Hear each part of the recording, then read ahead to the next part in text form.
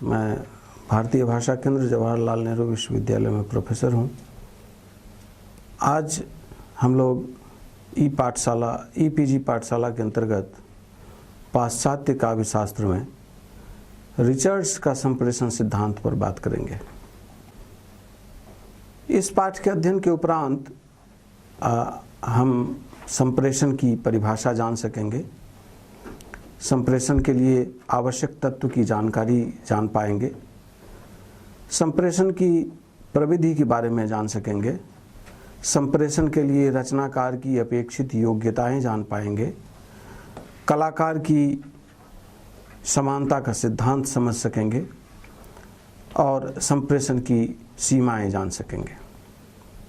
असल में जब किसी वातावरण विशेष से एक व्यक्ति का मस्तिष्क प्रभावित होता है और दूसरा उस व्यक्ति की क्रिया के प्रभाव से ऐसी अनुभूति प्राप्त करता है जो पहले व्यक्ति की अनुभूति के समान होती है, तो इसे हम संप्रेषणीयता कहते हैं।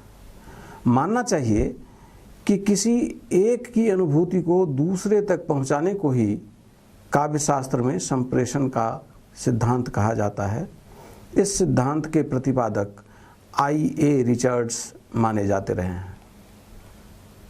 कलाकार अपनी कलाओं के माध्यम से अपनी अनुभूतियों को दूसरों तक पहुंचाने का प्रयास करता है। संप्रेषण की क्षमता सभी में एक जैसी नहीं होती, ये बात हम आप सब जानते हैं। जिस कलाकार की संप्रेषण क्षमता जितनी अधिक होती है वह उतना ही सफल माना जाता है। रिचर्ड्स ने अपनी पुस्तक प्रिंसिपल ऑफ लिटरेरी क्रिटिसिज्म के चौथे अध्याय और 21वें अध्याय में क्रमशः कम्युनिकेशन एंड द आर्टिस्ट और ए थियोरी ऑफ कम्युनिकेशन उपशीर्षक के तहत अपनी संप्रेषण संबंधी अवधारणा के मूलभूत विचार दर्ज किए हैं।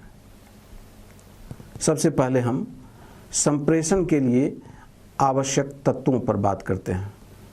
संप्रेषणीयता को प्रभावी बनाने के लिए जिन बातों की ज़रूरत होती है वे हैं कवि या कलाकार की अनुभूति व्यापक, विस्तृत और प्रभावकारी होनी चाहिए। अनुभूति के क्षणों में आवेगों का व्यवस्थित ढंग से संतुलन होना चाहिए।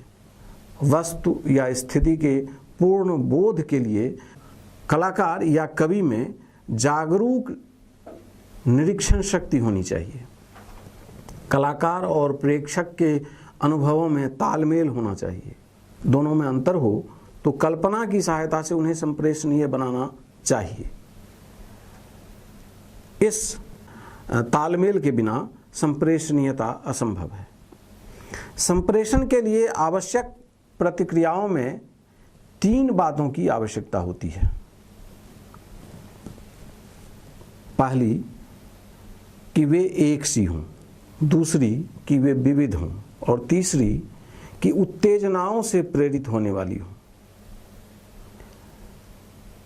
संप्रेषण का अर्थ और स्वरूप पर बात करते हुए रिचर्ड्स के अनुसार संप्रेषण कला का तात्विक धर्म है। कोई भी कला होगी तो उसका संप्रेषण होता है, वह चाहे किसी मूर्ति का दर्शक के मन पर हो, किसी काव्य का श्रोता या पाठक के मन पर हो। तो कलाकार का अनुभव सब जानते हैं हम लोग कि विशिष्ट और नव्य होने के कारण उसकी संप्रेषणीयता समाज के लिए मूल्यवान है। संप्रेषण से अभिप्राय एकात्म, एकस्व, अद्वितीय, एकमेक होना नहीं बल्कि एक सार होना, सदृश होना, संभाव्य होना, एक सूत्र होना, एक मत होना, एक रूप, एकतान होना इत्यादि है। रिचर्ड्स के संप्रेषण सिद्धांत के सारे समीकरण एक सत्तावाद का या एकत्ववाद का या अद्वैत भाव का विभ्रमों में नहीं बल्कि एक स्वरता, सहमति, एक रूपता, एक सूत्रता, एकीकृत एकतानता आदि के आलोक में ही सार्थक ढंग से खुलते हैं। संप्रेषण के विश्लेषण के उपक्रम में रिचर्ड्स मन की अलग अलग सत्ता को आधारभूत तथ्य मानकर चलते हैं। उनका कहना है कि मन तो अलग अलग है ही, दो मन अर्थात कवि और पाठक का मन, तो दो मन की अनुभूतियां भी पृथक हैं। संप्रेषण की प्रक्रिया वहाँ घटित होती है जहाँ अलग अलग व्यक्तियों की अनुभूतियों में प्रायः समानता हो। संप्रेषण तब घटित होता है जब एक मन अपने परिवेश के प्रति इस प्रकार से प्रतिक्रिया व्यक्त करता है कि दूसरा मन उससे प्रभावित हो जाता है और उस दूसरे मन में ऐसी अनुभूति उत्पन्न होती है जो प्रथम मन की अनुभूति के समान और अंशतः उसके कारण उत्पन्न होती है। रिचर्ड्स के संप्रेषण सिद्धांत का नाभिकीय वक्तव्य उक्त पंक्तियों में ही निहित है। संप्रेषण के अर्थ और स्वरूप के बारे में रिचर्ड्स ने अपनी मूल स्थापनाओं को प्रिंसिपल ऑफ लिटरेरी क्रिटिसिज्म में रखने का प्रयास किया है। अन्य पुस्तकों meaning of meaning, practical criticism, the foundation of aesthetics इत्यादि में भी रिचर्ड्स ने संप्रेषण के बारे में अनेक महत्वपूर्ण टिप्पणियां दी हैं। रिचर्ड्स के संप्रेषण विश्लेषण का अभीष्ट संप्रेषण का अर्थ द्योतन नहीं बल्कि संप्रेषण के तात्पर्य के अन्वेषण से है। दूसरे, रिचर्ड्स ने संप्रेषण को अलौकिक, अनिर्वचनीय, रहस्यमूलक और दुर्बोध्यता के घेरे से बाहर निकालकर उसके बारे में एक बोधगम्य और व्यावहारिक व्याख्या पद्धति के निर्माण का प्रयत्न किया है। रिचर्ड्स की व्याख्या पद्धति स्पष्ट, विवेकी, स्वीकार्य और व्यावहारिक है। सबसे पहले तो उन्होंने उन रहस्यमूलक और अविवेकी विभ्रमों के निराकरण का प्रयास किया है जो समीक्षा की दुनिया में प्रवादित रहे हैं। उनका कहना है कि समीक्षा में कुछ अन्य विषयों की तरह संप्रेषण व्यापार पर भी रहस्यमय ढंग से सोचा गया है। संक्षेप में रिचर्ड्स ने 3 प्रकार के विभ्रमों का उल्लेख किया है। वे इस तरह हैं कि कुछ लोग संप्रेषण का अर्थ अनुभूतियों का वास्तविक स्थानांतरण या संक्रमण समझते हैं। जैसे किसी व्यक्ति की जेब में एक सिक्का दूसरे व्यक्ति की जेब में चला जाता है। रिचर्ड्स को अनुभवों के प्रत्यक्ष स्थानांतरण की यह अवधारणा किसी भी स्तर पर मान्य नहीं है। रिचर्ड्स ने अन्यत्र स्पष्ट कहा है कि ऐसा कुछ भी नहीं होता। दूसरा विभ्रम रिचर्ड्स के अनुसार विलियम ब्लेक जैसे रहस्यवादियों का है। इस रहस्यपरक व्याख्या पद्धति के अनुसार अनिर्वचनीय शक्ति या सत्ता के रूप में एक ही मनस्थिति कभी एक मन को, कभी दूसरे मन को, कभी एक ही साथ अनेक मनों को व्याप्त कर लेती है। और तीसरा कि कुछ अन्य लोगों के अनुसार संप्रेषण का आधार मन की व्यापक सत्ता है। मनुष्य के मन का क्षेत्र इतना विस्तृत अर्थात घेरने वाला है कि एक मन का अंश दूसरे तक पहुंचकर उसका अंग बन जाता है। इस तरह मन में परकाया प्रवेश होता है अर्थात एक ही मन की सत्ता मूलकता के विविध पक्ष अलग अलग रूपों में प्रतिभासित होते हैं। उक्त व्याख्या पद्धति को रिचर्ड्स सिरे से नकारते हैं और उन्हें अति प्राकृत, अनुभवातीत, अवैज्ञानिक या अनभिज्ञेय कहते हैं। उनका स्पष्ट अभिमत है कि वैज्ञानिक व्याख्या पद्धति के निर्माण में उपर्युक्त अभिधारणा का कोई स्थान नहीं है। अब थोड़ी सी बातचीत हम संप्रेषण की प्रविधि पर करते हैं। संप्रेषण की प्रविधि के बारे में रिचर्ड्स के संश्लेषण के सूत्र स्पष्ट हैं और रिचर्ड्स ने इसे सिद्ध करने के लिए एक स्थिति का रूपक प्रस्तुत किया है। इस स्थिति की व्याख्या में जाने से पहले यह समीचीन प्रतीत होता है कि हम रिचर्ड्स के संश्लेषण के प्रवेश बिंदु को ठीक ठीक समझ लें। संप्रेषण एक जटिल प्रक्रिया है और कम से कम दो दृष्टियों से इसकी अलग अलग कोटियां बनाई जा सकती हैं। पहली कोटि है उस स्थिति की जिसमें दो अनुभूतियां कम या अधिक एक दूसरे के समान हो। दूसरी वह है जिसमें दूसरी अनुभूति अर्थात जो ग्राहक या पाठक की अनुभूति होगी वह कम या अधिक पहले की अनुभूति पर आधारित हो, अर्थात कवि की अनुभूति पर आधारित हो। इन स्थितियों में समझ बनाते हुए रिचर्ड्स ने एक रूपक का प्रस्ताव दिया है। मान लें कि क एवं ख दो मित्र हैं और वे किसी रास्ते पर जा रहे हैं और वे किसी न्यायाधीश को बगल से गुजरते देखते हैं। तो व्यक्ति क ख को टोकते हुए कहता है, वह देखो मुख्य न्यायाधीश जा रहे हैं। यहाँ व्यक्ति ख का आकस्मिक अनुभव व्यक्ति क पर आधारित होता है, लेकिन कल्पना कीजिए कि अगर ख व्यक्ति क के साथ नहीं होता और क ने अकेले मुख्य न्यायाधीश को देखा होता तो ख का अनुभव बहुत कुछ स्वयं के द्वारा इसके पूर्व मुख्य न्यायाधीश को देखी गई या सुनी गई स्मृति पर निर्भर होता। और दूसरा कि शेष अनुभव के लिए उसे क की वर्णन क्षमता पर निर्भर करना होता। ऐसी स्थिति में क के पास असाधारण वर्णन कौशल न हो और ख के पास असाधारण ग्राह्य शक्ति व स्मृति न हो तो दोनों के अनुभव मोटे तौर पर मेल खाएंगे व उनके अनुभवों में समानता होगी। ऐसा भी संभव है कि दोनों की अनुभूति में कोई समानता ना हो और दोनों में से किसी के पास मुख्य न्यायाधीश के बारे में कोई उल्लेखनीय स्मृति ना हो।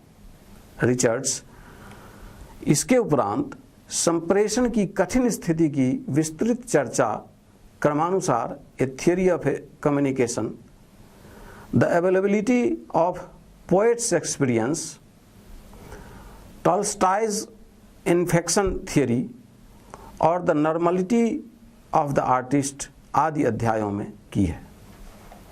प्राथमिक स्तर पर रिचर्ड्स का कहना है कि वक्ता श्रोता के समान अनुभव स्रोतों के बावजूद कठिन स्थितियों में संप्रेषण की सफलता इस बात पर निर्भर करती है कि अनुभवों की समानता का किस मात्रा में उपयोग किया गया है।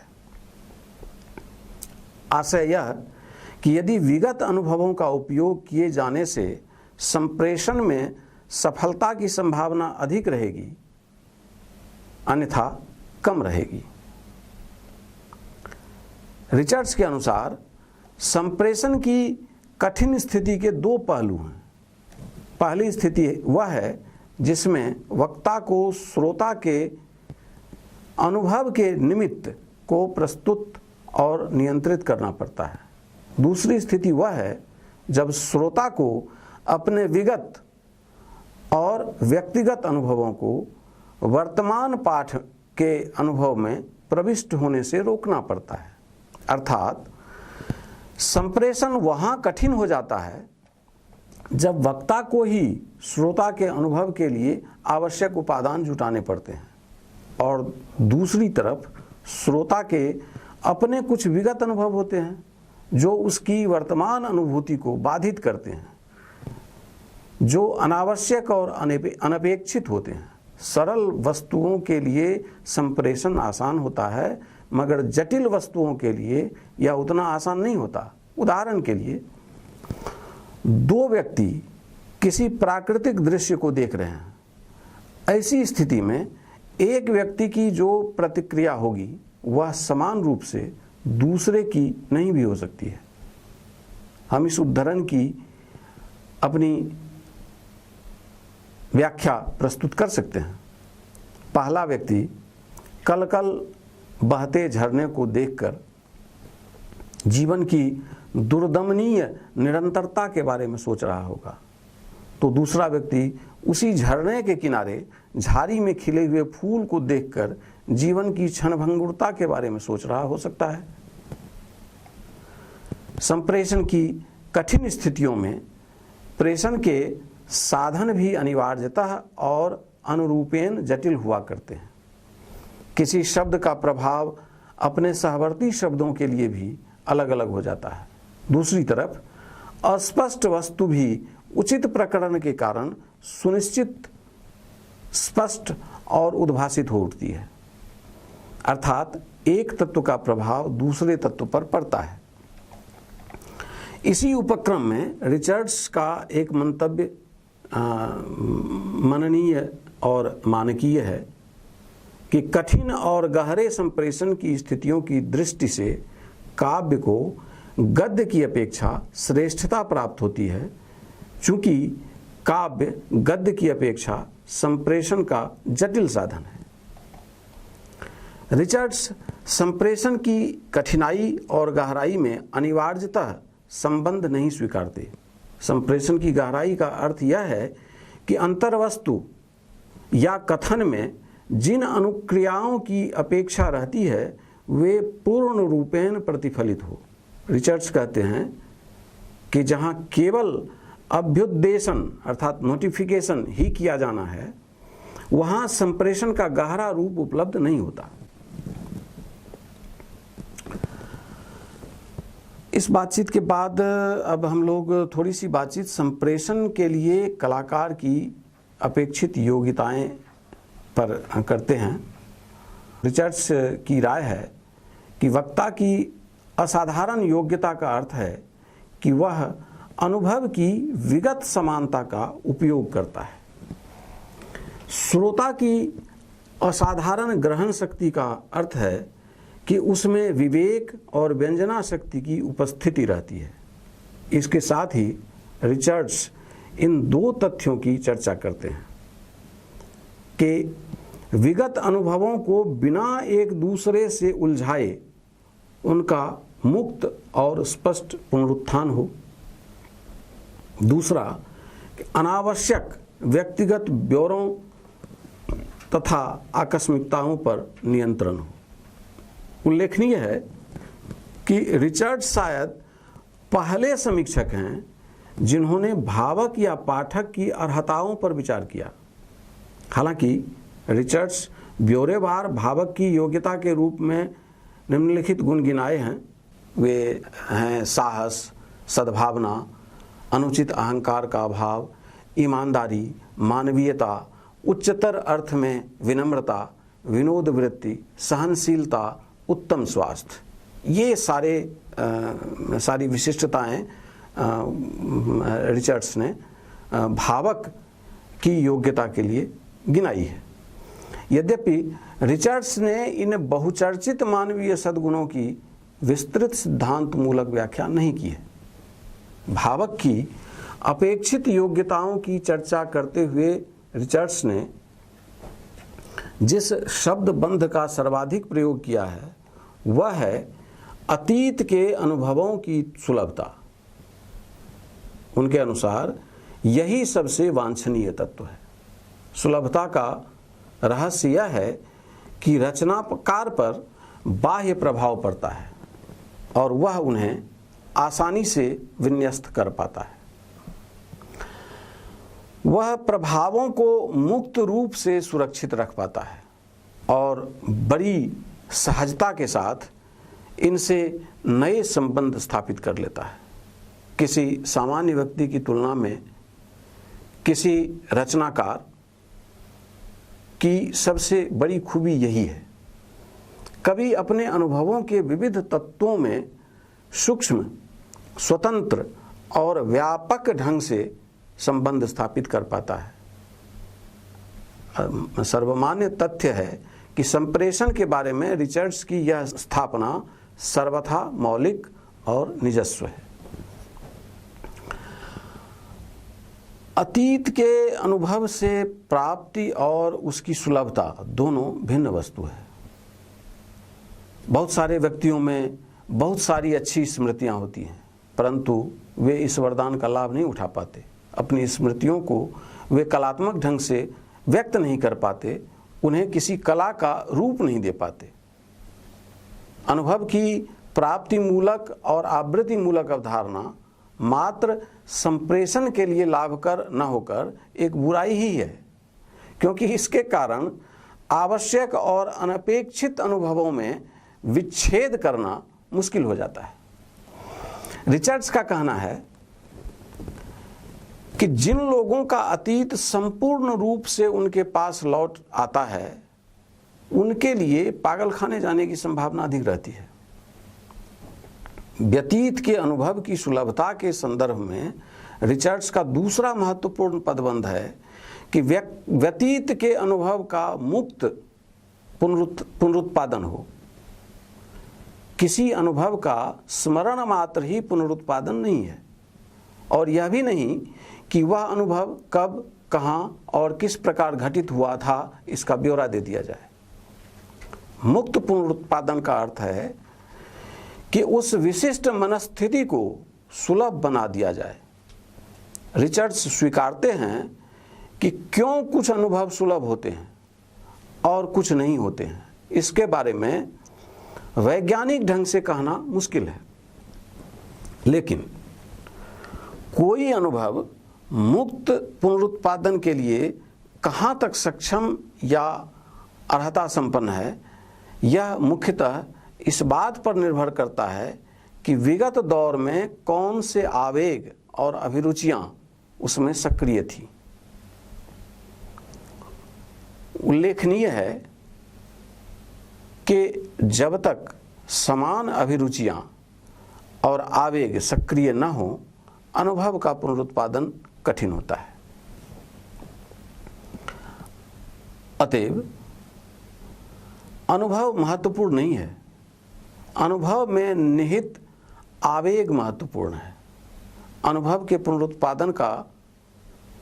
पुनरुत्पादन की पहली शर्त यही है कि समान आवेग घटित हो। जिन अनुभवों के आवेग में सरलता होती है, उनमें पुनरुत्पादन की संभावना प्रायः कम होती है। जिनमें आवेग की जटिलताएं अधिक होती हैं, उनमें पुनरुत्पादन की क्षमता अधिक होती है। इसी उपक्रम में रिचर्ड्स की तीसरी मौलिक स्थापना है कि जिन अनुभवों में अधिक व्यवस्था रहती है, उनके पुनरुत्पादन की अधिक संभावना रहती है। जिनमें उलझन और संभ्रम अधिक रहते हैं, उनके पुनरुत्पादन की संभावना कम रहती है। रिचर्ड्स के अनुसार एक कलाकार को एक भावक के रूप में विचार करना सबसे लाभप्रद है, लेकिन वह स्वयं को शायद ही इस रूप में देखता है। एक कलाकार अपनी कला में संप्रेषण की योग्यता लाने के लिए सजग और सतर्क होकर अलग से कोई प्रयत्न नहीं करता। यदि ऐसा करे तो निश्चय ही वह कला महत्वपूर्ण होगी। थोड़ी सी बातचीत अब हम कलाकार की सामान्यता का सिद्धांत पर करते हैं। यह भी संप्रेषण से जुड़ा हुआ सिद्धांत है कि सफल संप्रेषण के लिए कवि की दूसरी महत्वपूर्ण अर्हता है सामान्यता। संप्रेषण की विफलता का अर्थ है संप्रेषित होने वाली अनुभूतियों का भावक की अनुभूतियों से मेल नहीं खाना। इसमें सामान्यता की बहुत बड़ी भूमिका है। सामान्यता के सिद्धांत की स्थापनाएं ये हैं कि सफल संप्रेषण के लिए सभी भावकों में अपने प्रभावशील उद्दीपनों के साथ कुछ आवेगों का सामान्य रूप में रहना आवश्यक है। कि किस प्रकार एक आवेग दूसरे आवेग को प्रभावित और परिवर्तित करता है, इस दृष्टि से भी उनमें समानता होनी चाहिए।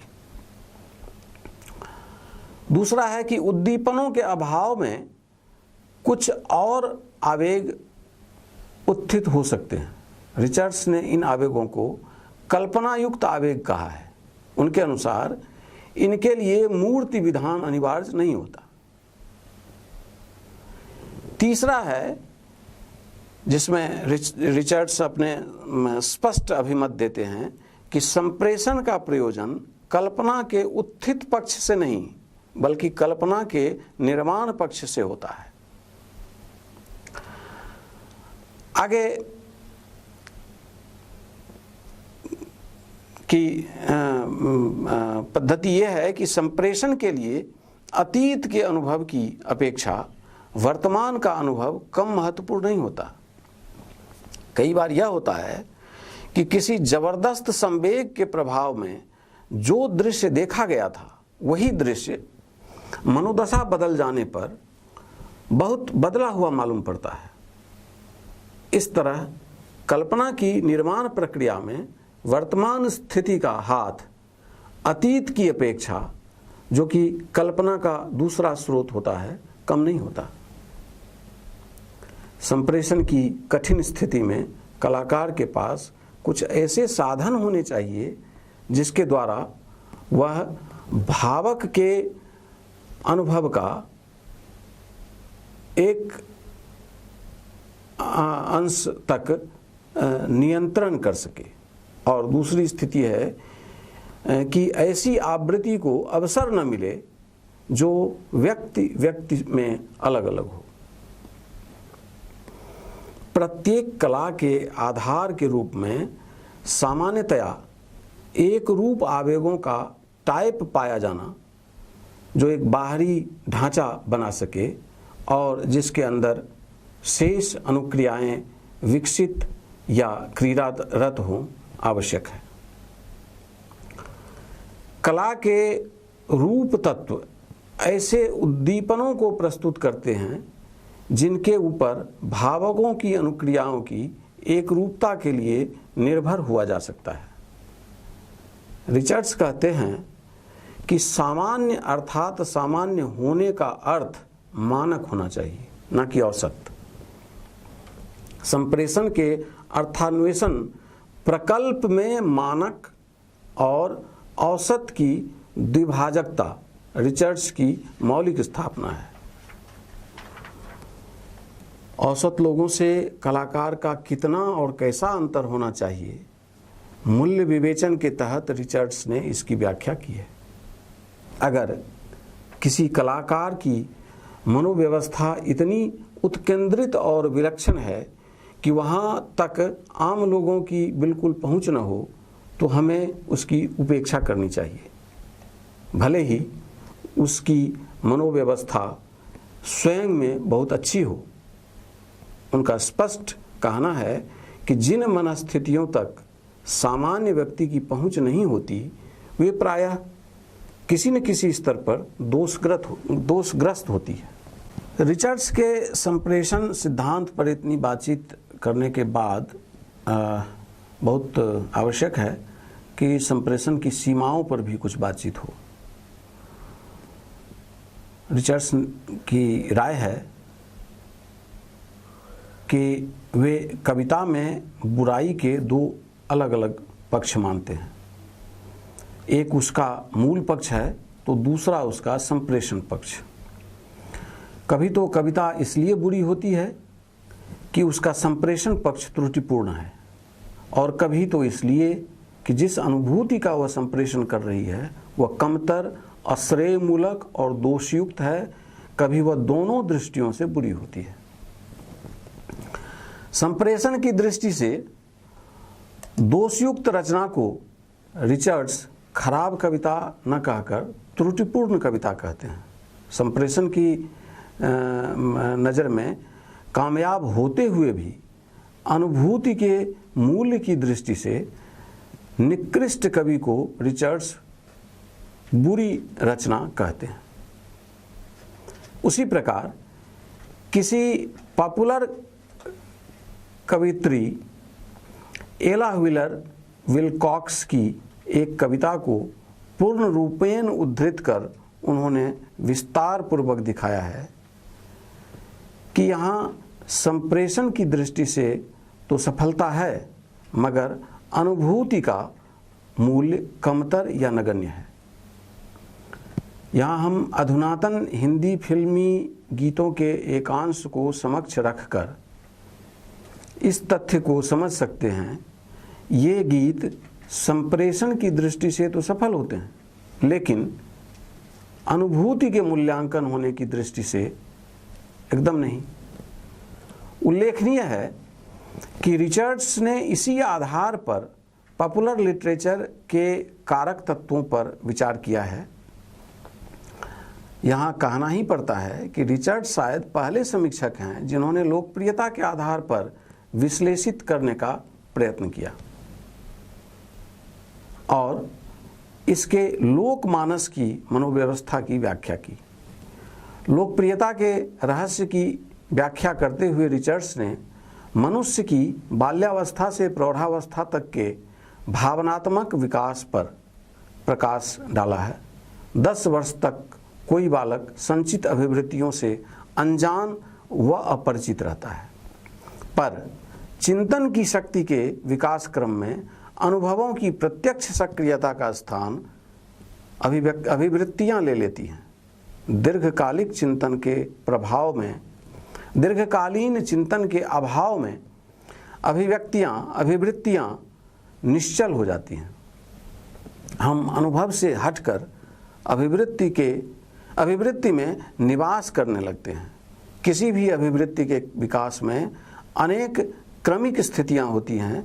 इन्हें रिचर्ड्स अभिवृत्ति का विश्राम बिंदु कहते हैं। इन्हें पार करना हर एक मनुष्य के लिए संभव नहीं होता। अतएव वे अभिवृत्तियां अनगढ़, अपूर्ण और अविकसित रह जाती हैं।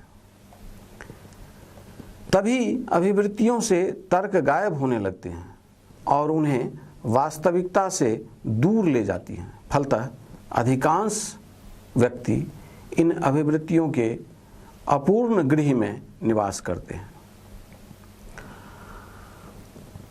अभिवृत्तियों के स्थिरीकरण के बहुत सारे घाटे हैं। वह व्यक्ति तथ्यों का सामना करने में असमर्थ होता है और फिक्शन की दुनिया में जीता है। इस काल्पनिक जगत का निर्माण उसकी संचित मानसिक अनुक्रियाओं के प्रक्षेपण द्वारा होता है। इन्हीं संचित अनुक्रिया की सहायता से लोकप्रिय लेखक विजयी बनता है। अभिवृत्तियों की निश्चलावस्था या विरामावस्था का स्पर्श करने वाली रचनाएं लोकप्रिय हो जाती हैं। लेकिन आनंद को ही कविता का मूल मानने वाले रिचर्ड्स का स्पष्ट अभिमत है कि ऐसी रचनाएं निरर्थक या हीन नहीं होती। पर सच्चाई तो यह भी है कि कोई पाठक अगर गुलशन नंदा के झील के उस पार पढ़ लेने के बाद वान भट्ट की आत्मकथा या शेखर जोशी की कहानी कोशी का घटवार पढ़ लेता है तो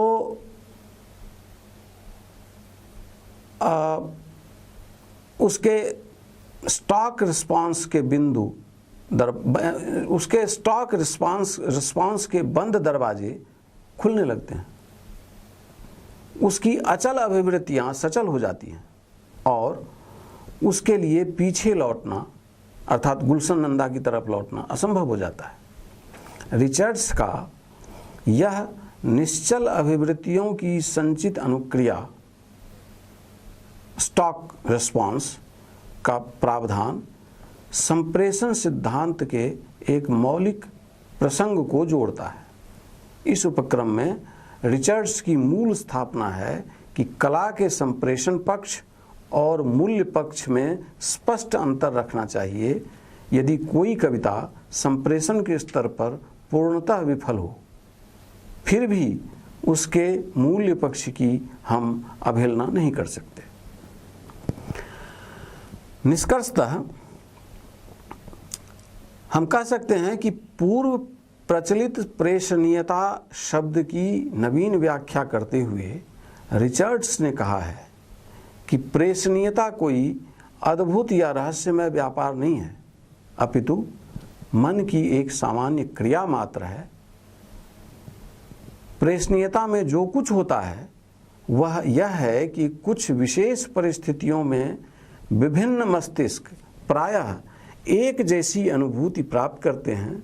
जब किसी वातावरण विशेष से एक व्यक्ति का मस्तिष्क प्रभावित होता है तथा दूसरा उस व्यक्ति की क्रिया के प्रभाव से ऐसी अनुभूति प्राप्त करता है जो कि पहले व्यक्ति की अनुभूति के समान होती है, तो उसे प्रेषणीयता कहते हैं। वस्तुतः किसी अन्य की अनुभूति को अनुभूत करना ही प्रेषणीयता है। कवि, कलाकार या सर्जक की अनुभूतियों का भावक द्वारा अनुभूत किया जाना ही संप्रेषण है। रिचर्ड्स के मतानुसार संप्रेषण के लिए 3 बातें आवश्यक हैं। कला की प्रतिक्रियाएं एक रस हों, वे पर्याप्त रूप से विभिन्न प्रकार की हों, वे अपने उत्तेजक कारणों द्वारा उत्पन्न किए जाने योग्य हों।